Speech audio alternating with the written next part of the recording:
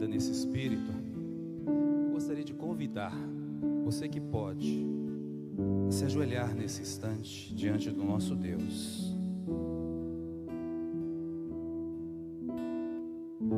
e o adorar.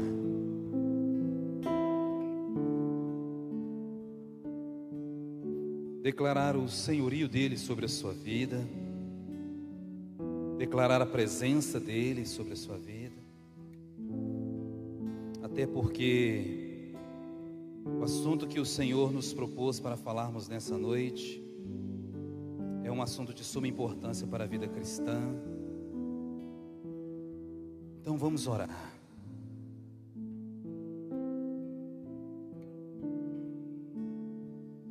Senhor nosso Deus, nosso Pai, bendito seja o Teu santo, poderoso e glorioso nome, Senhor. Senhor Deus amado, diante da Tua presença nós queremos declarar, ó Deus, as nossas falhas, os nossos erros. Declarar, Senhor, que sem Ti nós não somos nada, que precisamos de Ti, ansiamos pela Tua presença, Senhor. E por isso, Deus amado, em nome de Jesus Cristo, nós clamamos, ó Deus, pela Tua presença sobre nós, sobre as nossas vidas. Pedimos ao Senhor perdão pelos nossos pecados, pedimos perdão pelas nossas falhas, pedimos perdão, Senhor, por aquilo que temos feito, que tem entristecido o Teu coração. Que muitas vezes, ó Deus, nós estamos insensíveis aos nossos pecados, e por isso, Senhor, nós pecamos, não nos arrependemos, não confessamos o que temos feito de errado diante de Ti.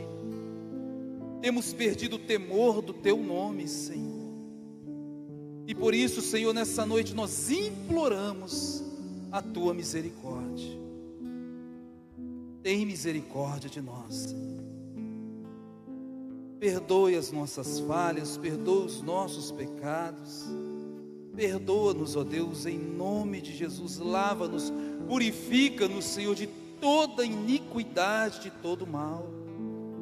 Dai-nos um coração quebrantado, Senhor, porque um coração quebrantado e contrito, Senhor, não resiste. E um coração quebrantado e contrito é sensível à Tua presença, Senhor. Ó Deus, venha sobre nós, Pai.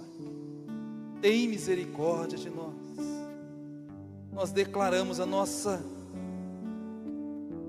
nossas iniquidades diante do Senhor, Pai, e pedimos o Teu perdão.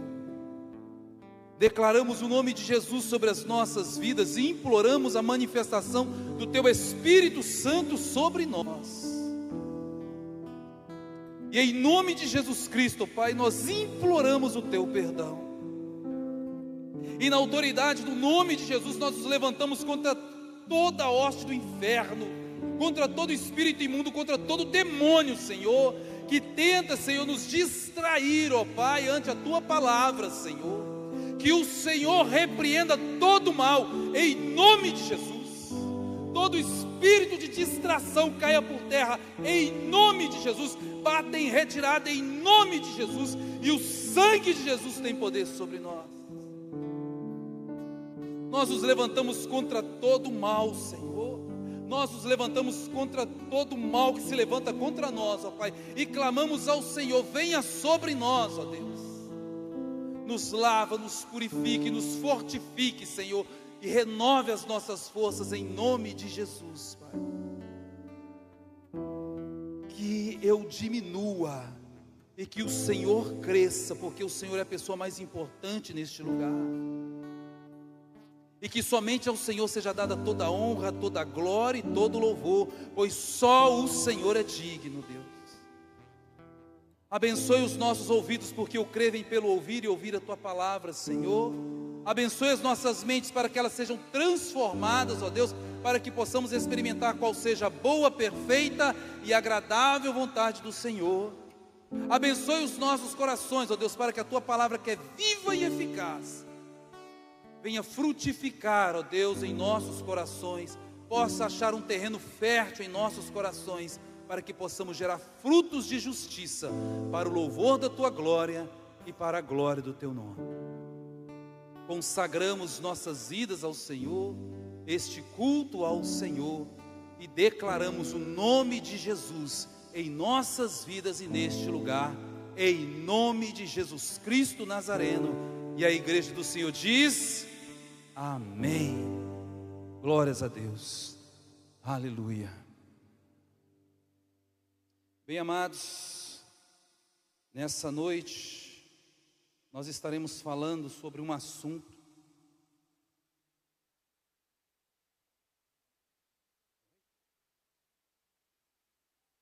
As crianças podem sair. É para sair? As crianças podem sair, que agora vocês vão ter uma ministração para vocês.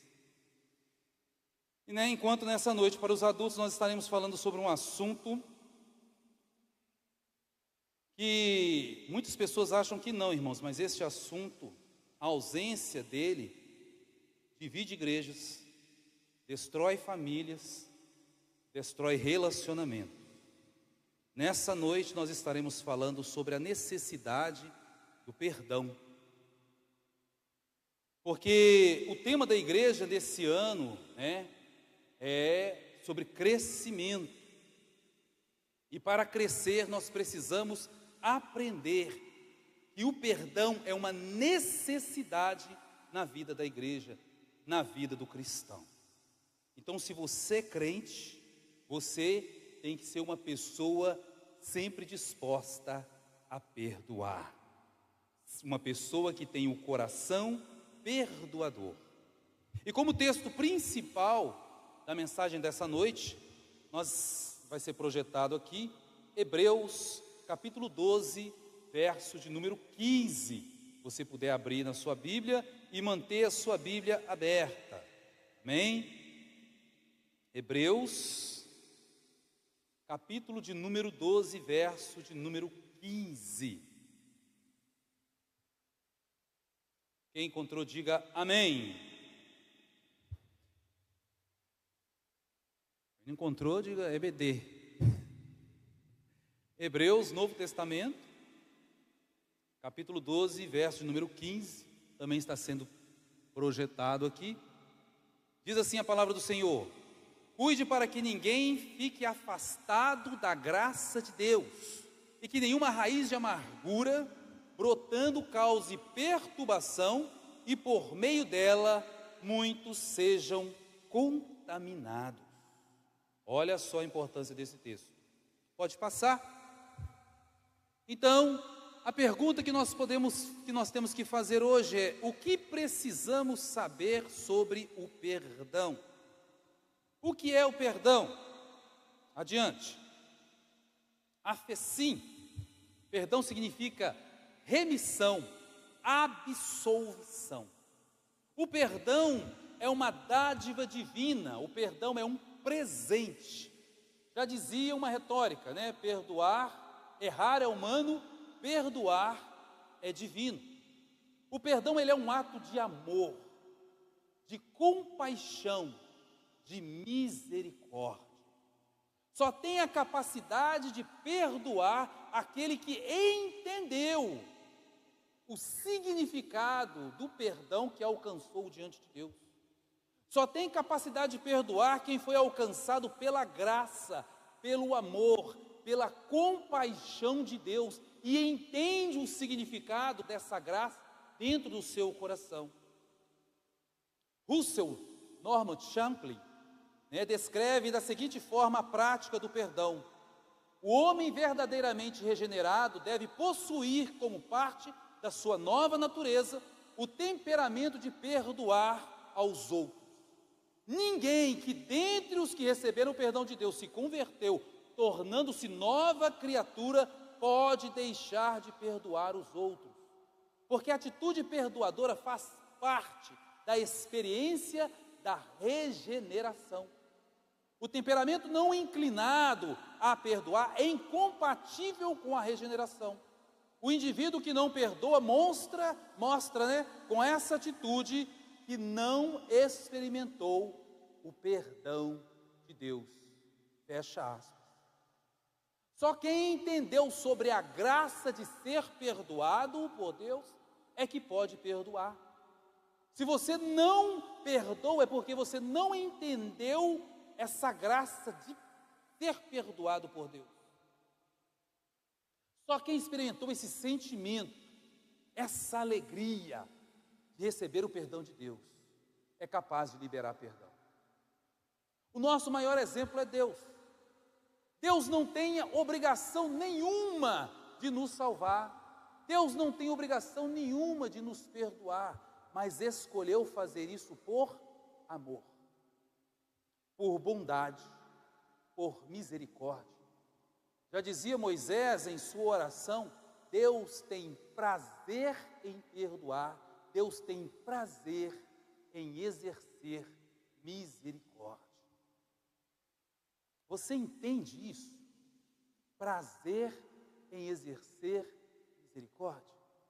Aquele que tem todo o direito de nos condenar, escolheu nos dar uma chance de salvação, de redenção. Enquanto nós, seres humanos, somos orgulhosos, e quando sofremos o mal, temos a capacidade de dizer: eu vou levar para o túmulo, mas eu não perdoo. Aquele que tem todo o direito de nos condenar, nos deu a chance de sermos salvos. Você entendeu isso? É por isso que Deus rejeita os orgulhosos e dá graça aos humildes, porque os orgulhosos não conseguem perdoar, mas aqueles que são humildes, eles têm a capacidade de liberar perdão. Os humildes possuem o coração disposto a perdoar e a viver na prática do perdão. O que precisamos saber sobre o perdão? Primeiro, o nosso perdão em relação a Deus. Parece óbvio, né? Mas precisa ser lembrado. Nós não podemos perdoar Deus. O perdão do homem a Deus não significa nada. Muitas pessoas ficam com raivinha de Deus, ficam chateados com Deus porque acontece alguma coisa na vida dele, uma coisa que ele não planejou, uma coisa que ele não quis, talvez uma tragédia, um mal. E nós esquecemos que nós vivemos num mundo imperfeito. Então 3 coisas podem acontecer conosco porque nós vivemos nesse mundo imperfeito. Primeiro, nós podemos ser tentados. Segundo, nós podemos ser provados. E terceiro, nós podemos ser atribulados. A aprovação se dá por parte de Deus, porque a nossa fé tem que ser provada pelo fogo. Deus, Ele quer ver se nós realmente somos fiéis. E por isso Ele testa a nossa fé, nos provando, nos testando, porque só quem é provado pode ser aprovado. Então nós somos provados para quê? Para que a nossa fé seja tão reluzente quanto o ouro. Então temos que passar pelas provações. E quando passarmos pelas provações, nós temos que dar glórias a Deus, como Tiago fala lá no capítulo 1.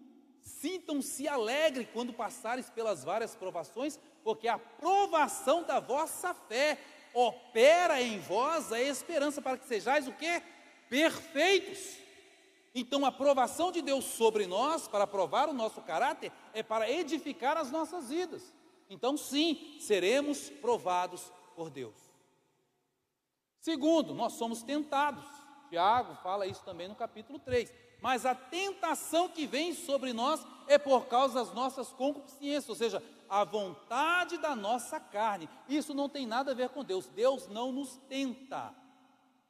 Deus nos prova a nossa fé. A tentação, ela vem por causa dos nossos desejos carnais, por causa da nossa cobiça. Tem um filósofo, brasileiro, Leandro Carnal, que ele fala, que tem um ditado popular que diz que a ocasião revela o ladrão, a ocasião faz o ladrão. Aí ele diz que, na verdade, a ocasião revela o ladrão, porque a disposição de fazer a coisa errada já está em nós. Então, já revela aquilo que já está dentro de nós. Então, aquela pessoa que é um ladrão, ele vai roubar independente de qualquer coisa. Aquela pessoa que está propensa a fazer o mal, já tem o mal dentro do seu coração, vai praticar o mal, vai adulterar, vai matar. Ele só precisa de uma oportunidade. Então, isso será revelado por causa da falha de caráter que a pessoa tem. Então, a tentação, ela é promovida por nós mesmos. Quando nós, ao invés de fugirmos do pecado, como diz Provérbios, né? O sábio vê o perigo e foge. O que a gente faz? Não, eu vou lá ver. Nós somos curiosos, né? E a curiosidade matou o gato. E a gente é curioso. Então é aí que o homem cai. Porque ao invés de fugir do perigo, ele vai de encontro ao perigo.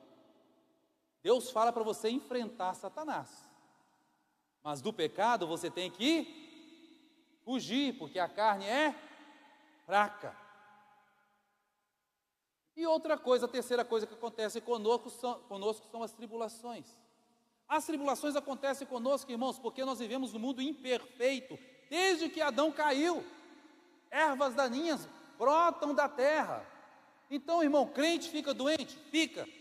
E não é por falta de fé, é porque nós vivemos num mundo imperfeito. Crente morre? Morre. Não é por falta de fé, é porque nós vivemos num mundo imperfeito. Crente acidenta? Acidenta, irmãos.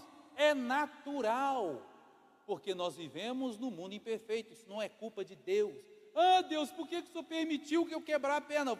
Quebrou a perna por uma questão de imprudência, uma questão de imperícia.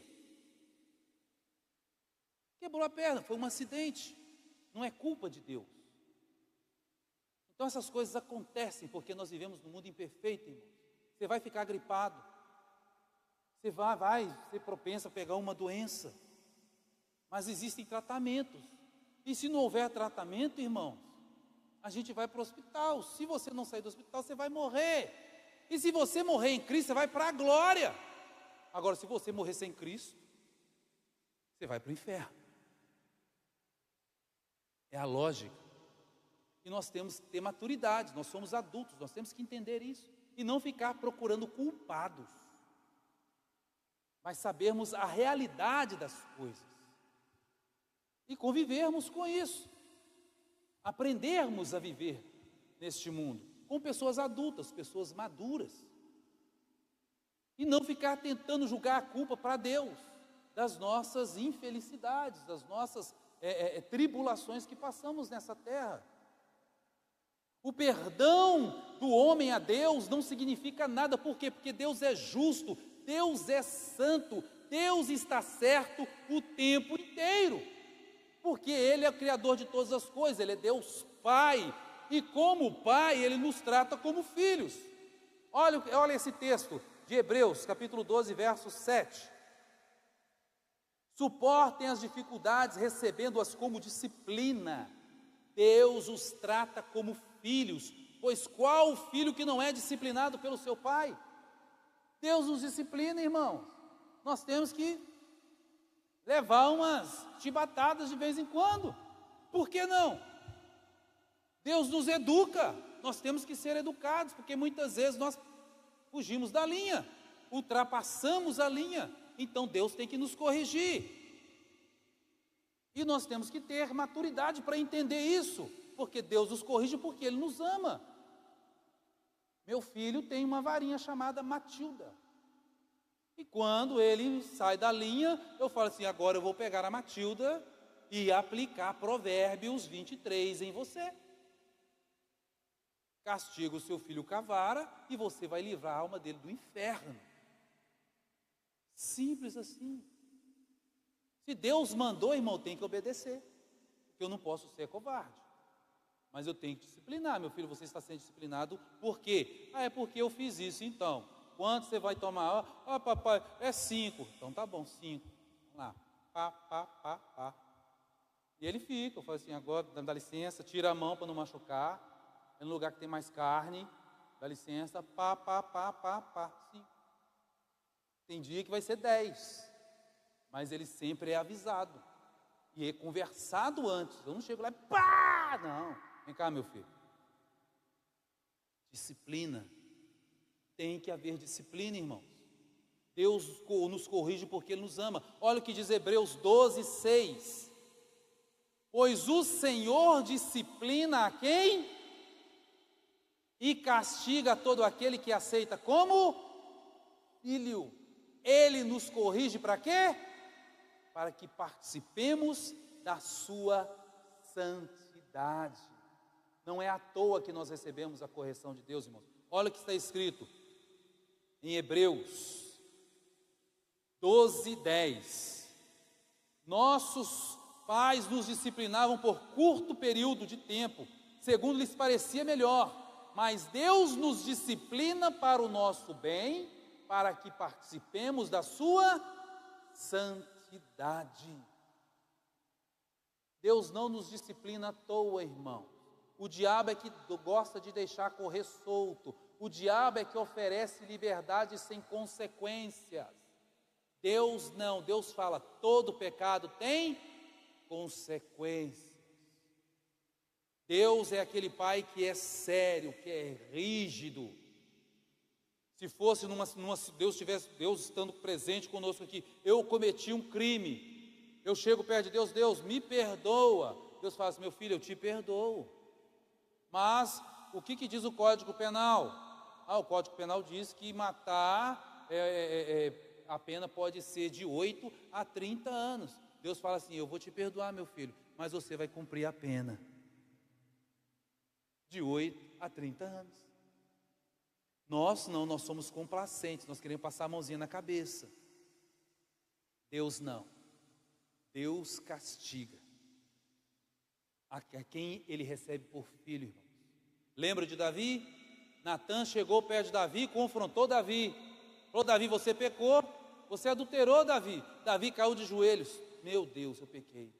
E o que Natã virou para Davi e falou assim, Deus já perdoou o seu pecado, mas a espada jamais sairá da tua casa.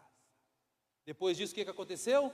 Amon estuprou Tamar, Absalão matou Amon, e Absalão usurpou o trono de Davi e depois foi morto por Joabe. Quando estava fugindo, o cabelo dele ficou agarrado na árvore lá, Joabe foi e o matou.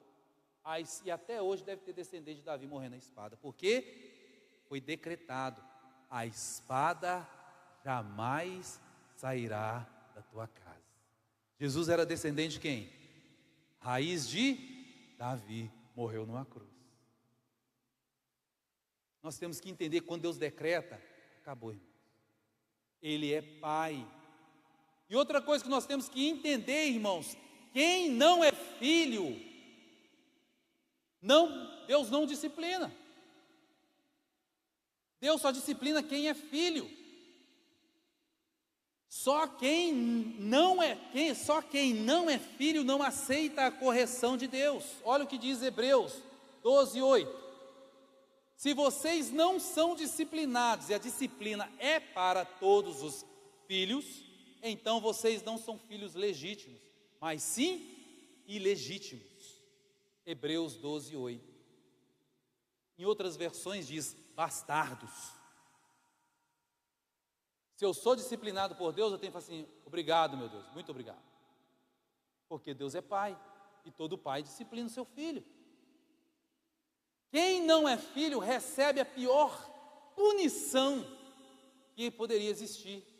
Abra sua Bíblia em Romanos, no capítulo 1, a partir do verso 22, e você vai ver o que acontece com quem não é filho.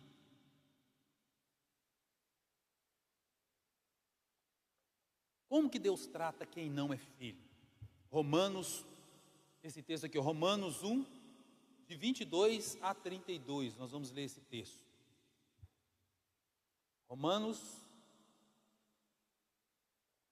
é o 6º livro do Novo Testamento, né? Mateus, Marcos, Lucas, João, Atos dos Apóstolos, Romanos, capítulo 1, a partir do verso 22. Amém? Olha o que diz esse texto, preste atenção. Embora eles afirmem ser sábios, tornaram-se tolos e trocaram a glória do Deus imortal por imagens feitas semelhantes ao homem mortal, bem como aves, quadrúpedes e répteis. Por isso, Deus os entregou à impureza sexual, aos desejos do seu coração, para desonrarem os corpos entre si. Trocaram a verdade de Deus pela mentira, adorando e servindo a criatura, em lugar do Criador, que é bendito para sempre. Por causa disso, Deus os entregou às paixões vergonhosas.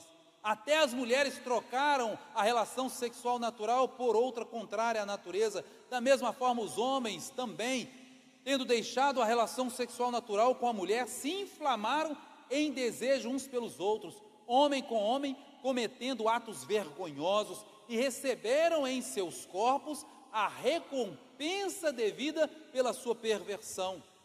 Além do mais, visto que desprezaram o conhecimento de Deus, o próprio Deus os entregou a uma disposição mental reprovável para praticarem o que não deviam, tornando-se cheios de toda a sorte de injustiça, maldade, cobiça, depravação. São cheios de inveja, homicídio, rivalidades, engano e malícia.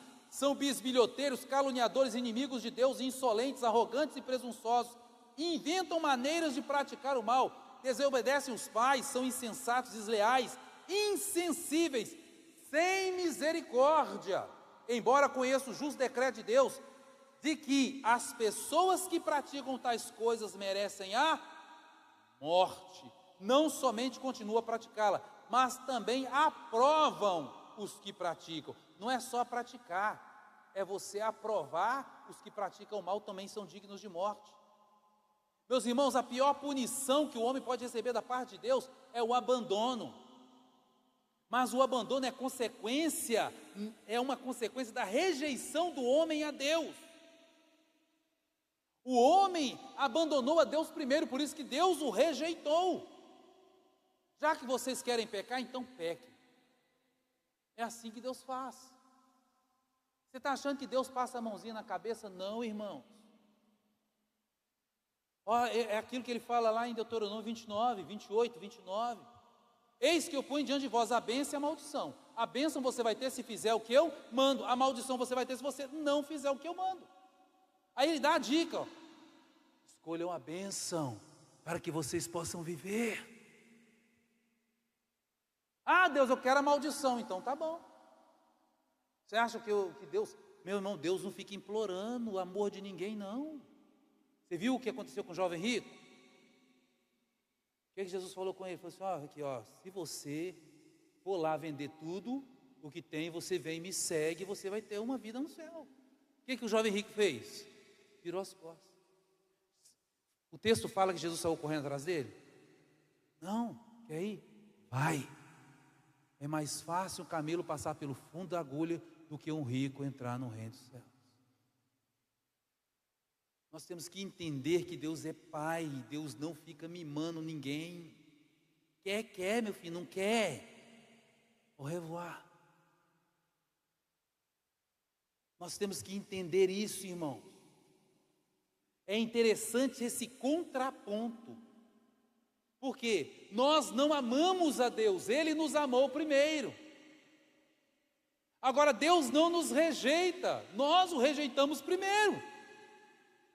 Na questão do amor, quem ama primeiro é Deus. Na questão da rejeição, quem rejeita primeiro é o homem. Olha o que está escrito lá em Mateus, no capítulo 10, verso 32 a 33. Preste atenção. Todo aquele que me confessar diante dos homens, também eu o confessarei diante do meu Pai que está nos céus. Mas aquele que me negar diante dos homens, também eu o negarei diante do meu Pai que está no céu. Vocês estão vendo, irmãos? É Jesus quem está falando. Não sou eu. Está na Bíblia. Se formos para o inferno, irmão, tudo o que podemos dizer, estou aqui porque eu mereço. Deus é justo. Se eu cair lá no quinto dos infernos, eu tenho que levantar os olhos e falar assim, eu estou aqui porque eu mereço. Deus é justo. A culpa é minha. É tudo o que podemos falar. Vocês se lembram do profeta Eli e Samuel? Deus chamou Samuel, Samuel. Aí falou assim, aqui ó, a casa de Eli está uma bagunça, e por causa disso, os filhos de Eli vão morrer, e Eli também vai morrer. Aí Eli de manhã cedo chamou Samuel e falou assim, Samuel, eu conjuro-te diante de Deus, que você me fale o que Deus te falou ontem. Tá bom, Eli, lá vai pedrada. Ó, Deus falou o seguinte, seus filhos vão morrer, você vai morrer também. Sabe o que Eli falou? Ele é Deus. Eli esbravejou? Estou errado. Ele é Deus. E de fato aconteceu. O que Deus falou, aconteceu. O que precisamos saber sobre o perdão? Segundo, em relação ao perdão que Deus nos dá. O perdão que Deus nos dá não tem efeito sobre ele. Deus não ganha nada em nos perdoar. Quem ganha somos nós. Errares, graça, favor imerecido. Deus não ganha nada, irmãos, nos perdoando. Ele nos perdoa porque Ele nos ama. Só tem efeito sobre o homem. Visa a restauração do homem, a regeneração. Só que está condicionado. É uma regeneração condicionada, irmão. A quê? A arrependimento e confissão.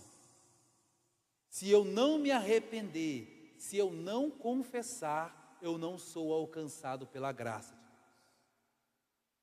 Eu tenho que me arrepender, tenho que confessar e tenho que crer.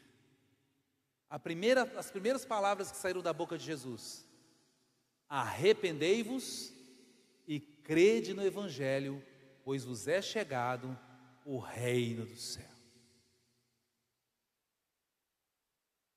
Está condicionado ao arrependimento. Provérbios 28, 13.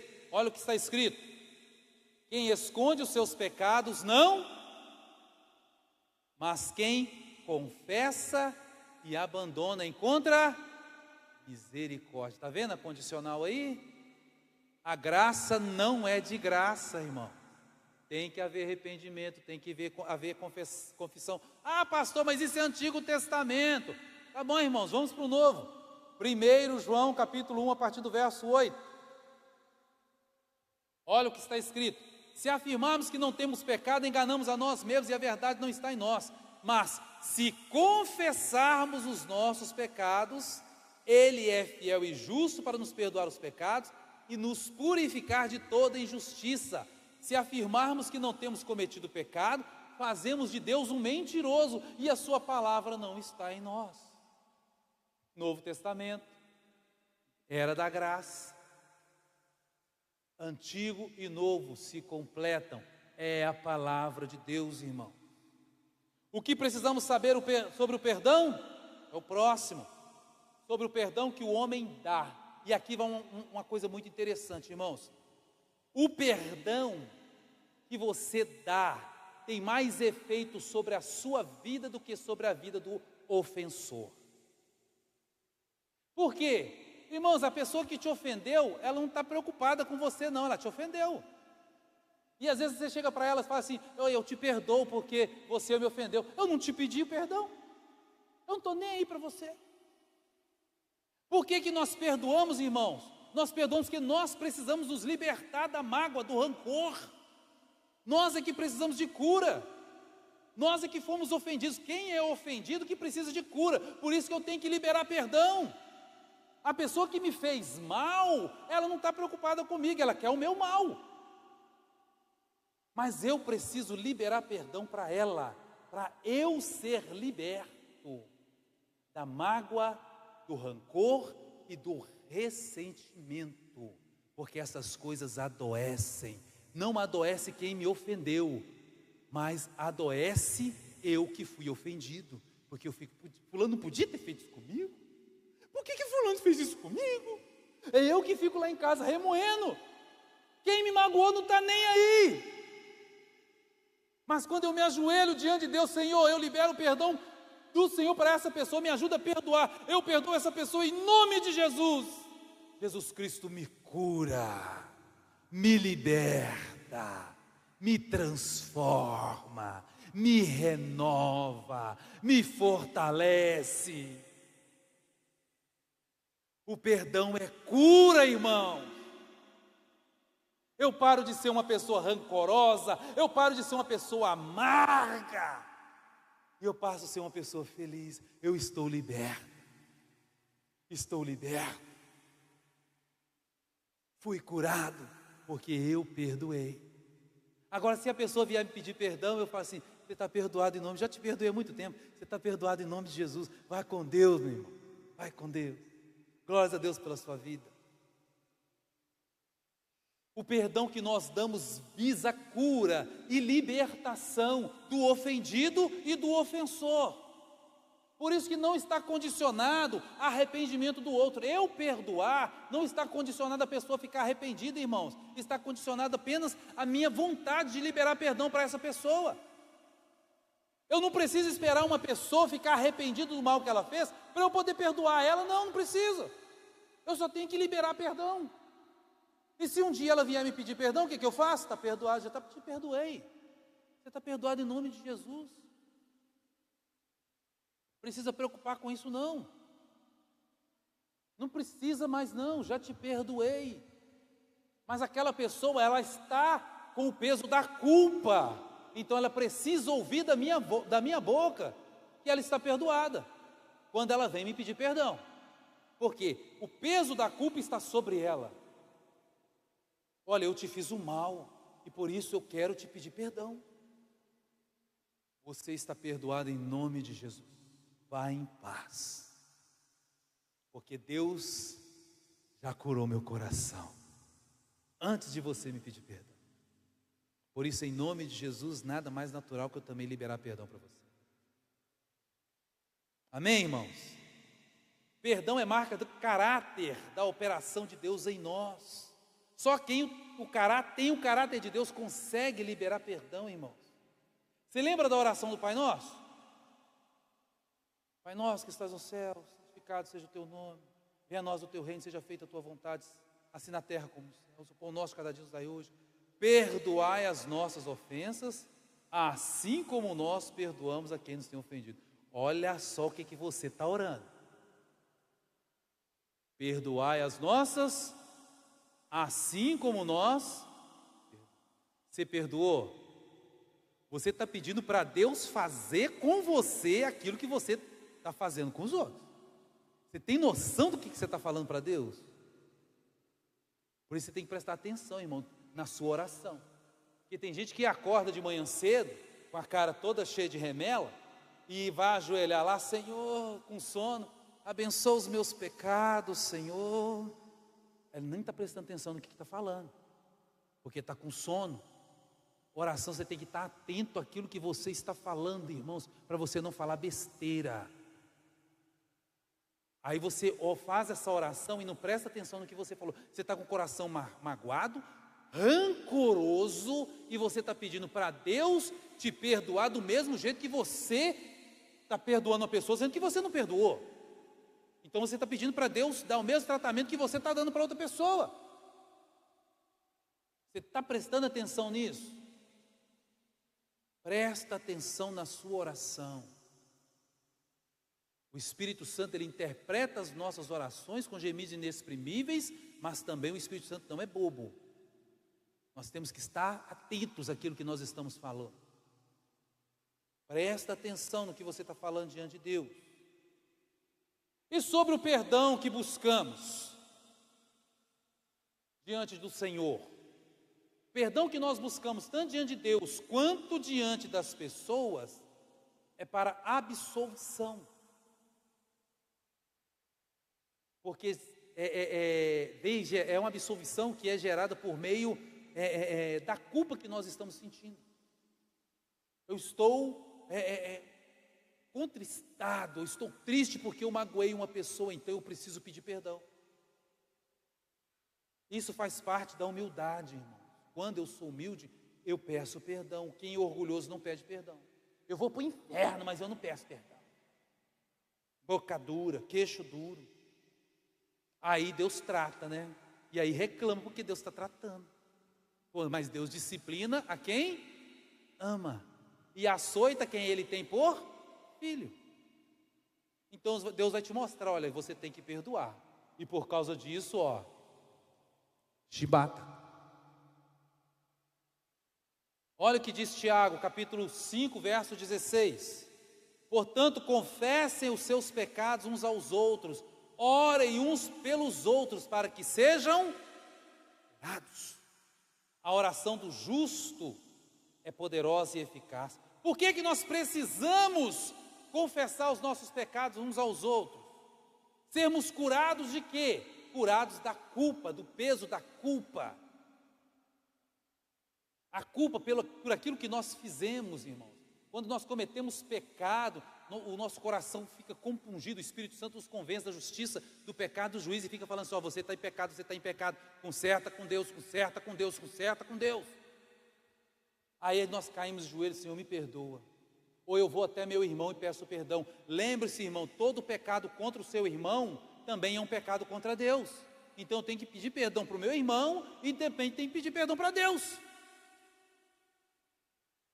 Eu peço perdão para Deus e peço perdão para o meu irmão, porque a minha ofensa foi contra o meu irmão, que é filho de Deus. Então eu tenho que pedir perdão para o filho e tenho que pedir perdão para o pai. É um negócio sério, irmão. Por isso que eu falo, que no início do culto eu falei, é um assunto que divide igrejas, destrói famílias, destrói relacionamentos, a ausência de perdão. Por que eu tenho que confessar o meu pecado para o meu irmão? Para tirar toda a legalidade da mão do diabo. Porque o diabo, ele é o quê? Acusador. Você fica com aquele negocinho, aquele pecadinho guardado debaixo do travesseiro, o diabo está do lado vendo. E ele vai falar assim, eu sei o que você fez. Por que tem muita gente que corre de possessão demoníaca? Porque nessa hora o diabo revela a verdade. Mas o quê, rapaz? Pastor igual você? Eu também sou. Nessa hora o diabo sabe e ele joga na sua cara para te envergonhar. Por isso que nós temos que confessar nossas culpas uns aos outros. Achar um irmão, a gente chama de companheiro de julgo, uma pessoa de confiança. Chegar perto dele e falar assim, meu irmão, eu quero confessar um pecado que eu fiz diante de Deus. Eu quero confessar com você para você orar por mim. Para quê? Para que haja cura. Eu preciso de cura. Eu confesso para Deus, confesso para um companheiro de julgo, para quê? O que é companheiro de julgo? É aquele que te ajuda a carregar a carga, uma pessoa de confiança, para tirar toda a legalidade do diabo. Meus irmãos, a gente tem que entender o seguinte, é o próximo slide. O perdão, ele acontece em 3 esferas. O perdão, ele acontece, é o perdão de Deus para o homem. Ou seja, Deus nos perdoa. Para Deus nos perdoar, eu preciso confessar e pedir perdão a Deus. Senão não há perdão. Eu tenho que me arrepender, tenho que confessar e tenho que pedir, Senhor, me perdoa.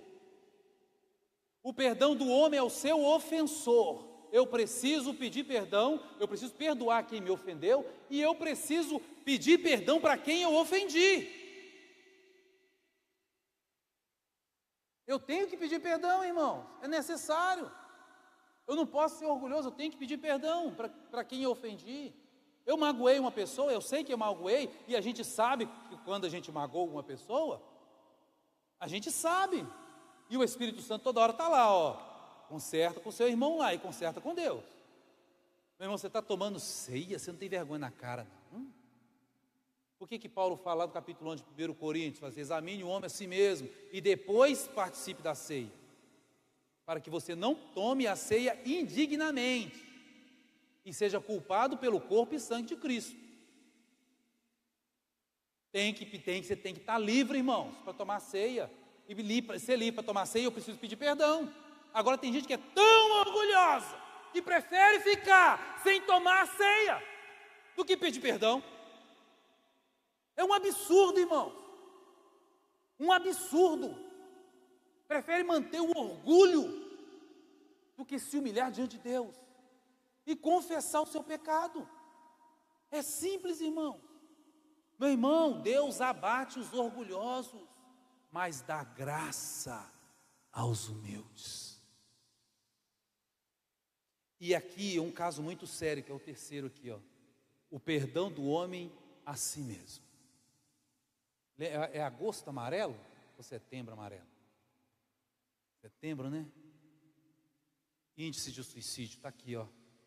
A pessoa não consegue se perdoar por aquilo que fez.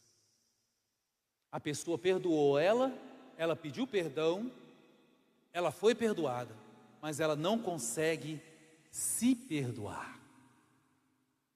Por que eu fiz isso? Eu não devia ter feito isso, eu não valho nada. Ai. Quase 30 anos trabalhando como policial, irmão, já vi coisa do arco da velha. E muitos desses casos aqui, a pessoa não consegue se perdoar. Então nós temos que nos perdoar também. Eu fiz uma coisa errada, eu preciso me perdoar por aquilo que eu fiz de errado. Promove a restauração do homem com Deus, o homem para com outro homem, e o homem consigo mesmo. Está condicionado a arrependimento genuíno, irmão. Quais que são as consequências da ausência de perdão? E aqui nós voltamos ao nosso texto principal. Cuide-se para que ninguém fique afastado da graça de Deus, que nenhuma raiz de amargura, brotando causa de perturbação, e por meio dela muitos sejam contaminados. Qual que é a primeira consequência? Afastamento da graça de Deus. Hebreus 12:15. Cuide para que ninguém fique afastado da graça de Deus. O que é ser afastado da graça de Deus? Irmãos, se eu não perdoo, eu não sou perdoado por Deus. Sério, vamos lá. Mateus 6:14-15.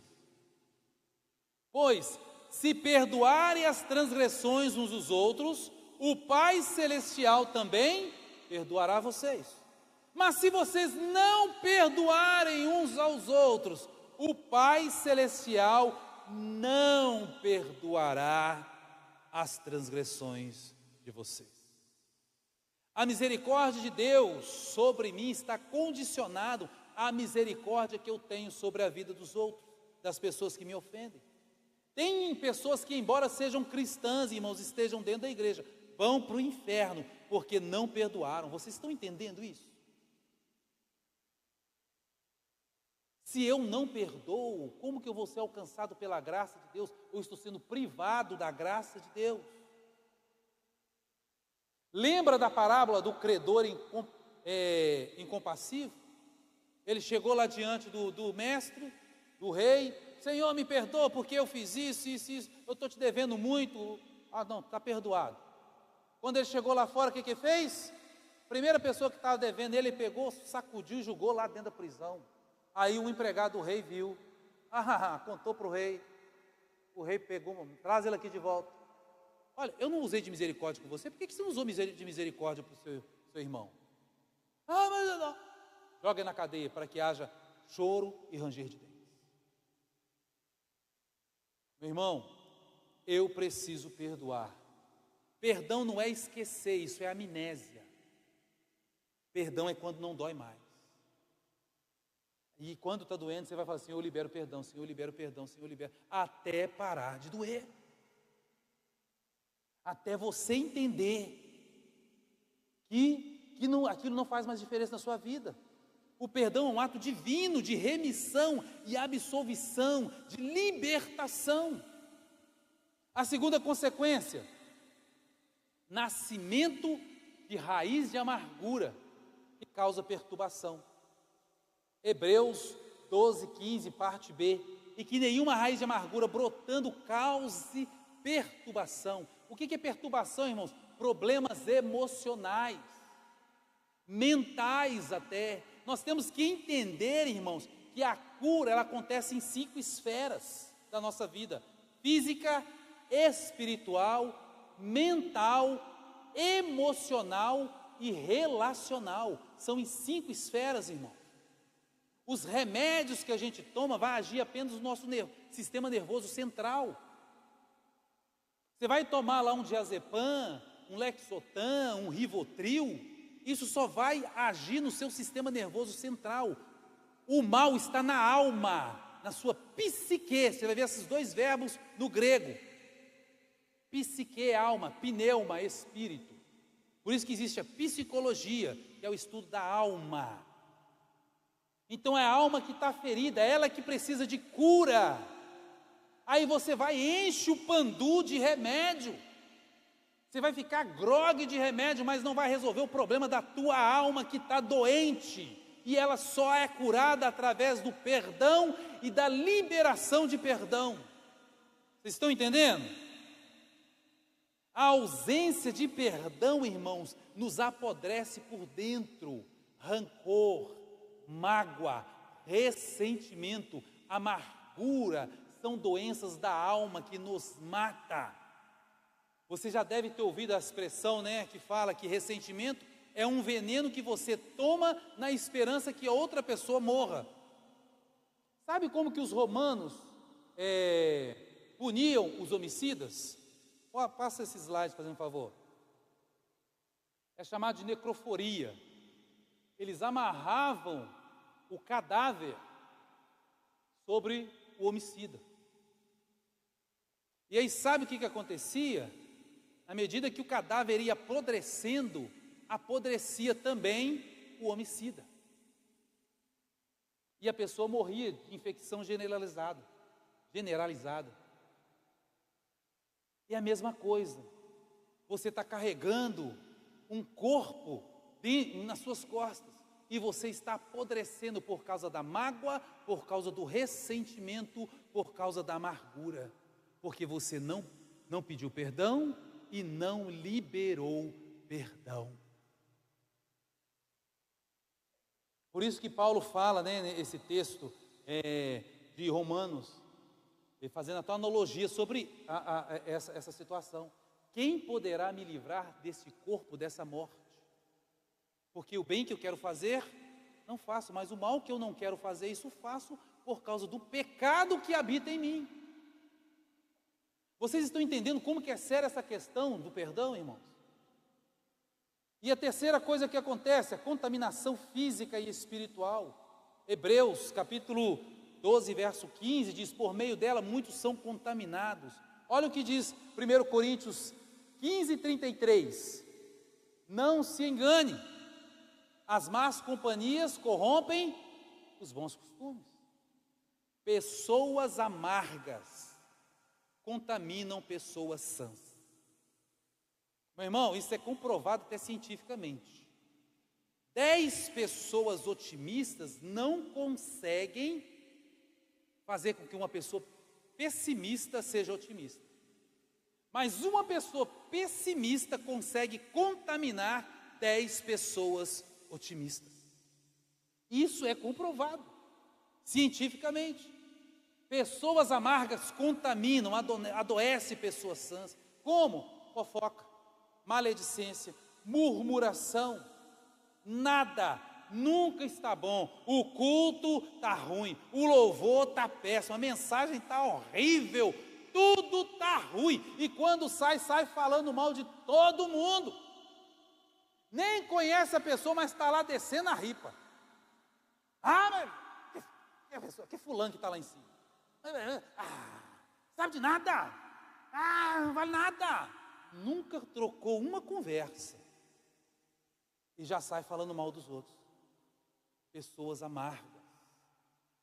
E aí quando você vê, você se deixa contaminar e você está com raiva da outra pessoa e nem sabe por quê. Só porque chegou uma pessoa que é amarga, começou a falar mal de outra pessoa e você foi contaminada. Meu irmão, uma coisa você tem que entender, que uma moeda tem sempre 2 lados.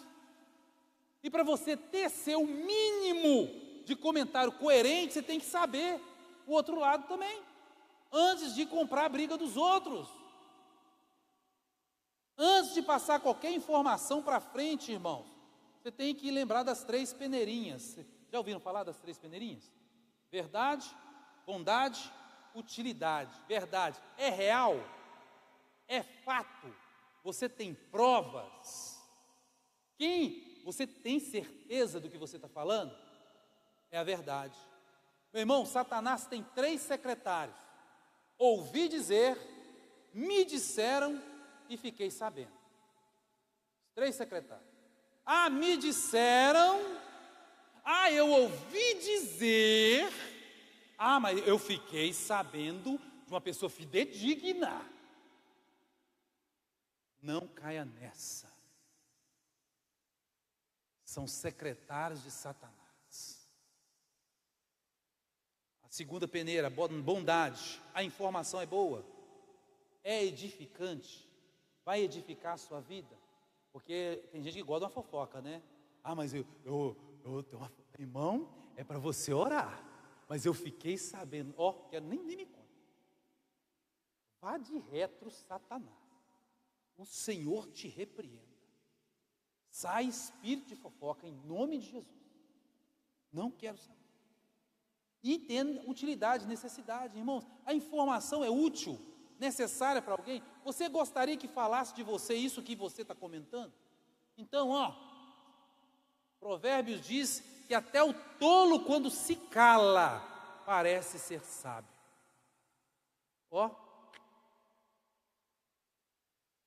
Certa vez, né, no ministério que eu pastoreei, 2 irmãs que viam falando, chegam perto de mim e falam: ah, mas a irmã fulana, pastor. Ah, pastor, mas a irmã fulana, pastor. A outra irmã chegava, aí eu, tá bom. Aí eu falei para uma irmã, tal dia, 9 horas, lá no gabinete, para a gente conversar sobre isso. Aí cheguei para outra irmã, 9 horas, no mesmo dia, só que eu não falei para outra, lá no gabinete. Na hora que as 2 chegaram, eu sentado assim, aí uma olhando para a cara da outra assim, e olhando para mim. Aí eu falei assim: irmã, você lembra que você falou da irmã isso, isso e isso? Pastor, mas não era para você contar não, nós estamos entre irmãos. Irmã, você lembra que você falou da irmã? Pastor, não sei o que tem. Sabe o que aconteceu? As 2 se voltaram contra mim. O inimigo do meu inimigo é meu amigo. Mas é assim que a gente faz. Acariação. Expõe a verdade. Aí, quando você expõe a verdade revela o caráter. Perdoar é a solução, irmão. Quanto mais nós perdoamos, mais nós nos aproximamos de Deus. O ministério pode subir. E o último slide, vamos ler juntos? Vamos ficar de pé para a gente ler juntos? 1, 2, 3. Perdão é graça. Perdão é prática de vida cristã. Amém, irmãos? Então feche os seus olhos nesse instante. E peça, eu quero que você ore agora. Deus conhece o seu coração. A gente não consegue esconder nada de Deus, irmão. E Deus sabe para quem você precisa pedir perdão. Você sabe para quem você precisa pedir perdão. Você sabe quem você precisa perdoar. O Espírito Santo de Deus está falando para você nesse instante. Quem você precisa perdoar. Quem você precisa pedir perdão. E eu falo com vocês, irmãos. Sempre preguei sobre perdão. Mas eu só aprendi que era perdão de verdade quando eu tive que perdoar. Irmãos, não é fácil. Eu tive taquicardia. Meu coração parecia que ia explodir. Foi muito mal. E a pedrada dói mais quando é lançada de perto por aqueles que te amam, que dizem que te amam, convivem com você. Enquanto eu não ajoelhei e falei: Senhor, em nome de Jesus eu libero perdão. Eu libero perdão. Eu libero perdão. Eu não fui curado de verdade. Então está aqui diante de vocês uma pessoa que sofreu com essa situação. Mas eu alcancei graça diante de Deus. Porque porque Deus não deixou meu coração duro. Ele tratou comigo. Eu tive que sofrer para aprender o que é perdoar de verdade. Feche os seus olhos. Enquanto o ministério de louvor estiver ministrando, clama ao Espírito Santo de Deus para que te revele, para que em nome de Jesus você possa perdoar e sair daqui perdoado, em nome de Jesus.